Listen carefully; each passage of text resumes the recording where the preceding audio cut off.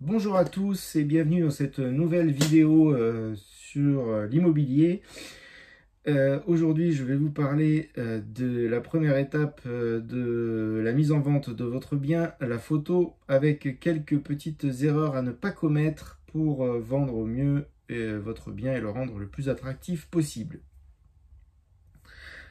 Tout d'abord, premier conseil, prenez toutes vos photos de jour, volet ouvert, et n'hésitez pas à allumer les lumières de votre logement pour rendre tout ça le plus lumineux possible.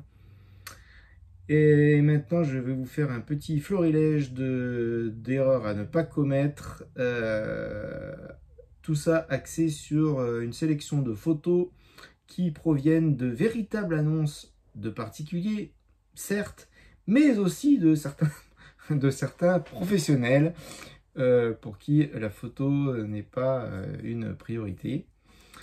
Donc je vais vous montrer ce qu'il ne faut pas faire. Tout d'abord, si vous avez une pièce qui n'est pas meublée ou très peu meublée, peut-être faut-il faire un aménagement virtuel pour éviter ce genre de photos.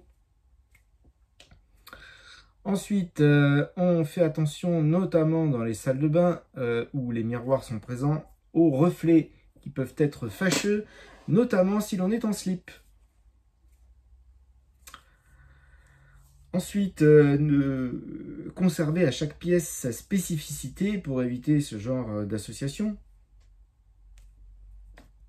Dépersonnalisez au maximum la décoration de manière à ce que tout le monde puisse se projeter, pour ne pas avoir ce genre de choses.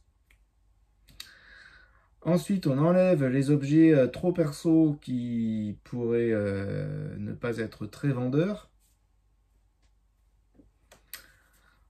On évite de prendre en photo certains détails pas très vendeurs non plus, faut le dire, même si on ne pourra pas tout cacher aux clients, mais si l'on publie ce genre de photos en premier, l'acheteur risque de ne pas aller plus loin. On évite les décos trop chargés, bien entendu, pour ne pas avoir ce genre de choses. Ou encore, ceci. Évitez de prendre en photo les toilettes. Ça n'a jamais été un motif d'achat d'une maison ou d'un appartement. Encore plus si vos toilettes ont des spécificités. Vous avez une piscine, ça c'est super, c'est un super argument de vente, mais avant de la prendre en photo, nettoyez-la. Quand vous prenez une photo d'une pièce, faites attention à certains détails qui auraient pu vous échapper à l'œil nu, car l'acheteur, lui, ça ne lui échappera pas.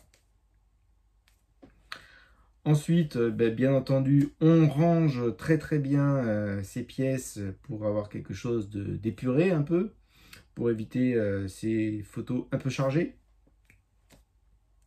Ou encore...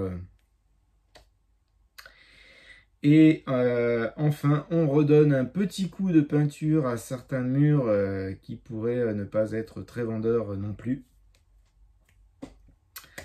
Voilà, j'espère que ces petites photos vous auront amusé et vous auront fait penser à certaines choses que vous auriez peut-être oubliées.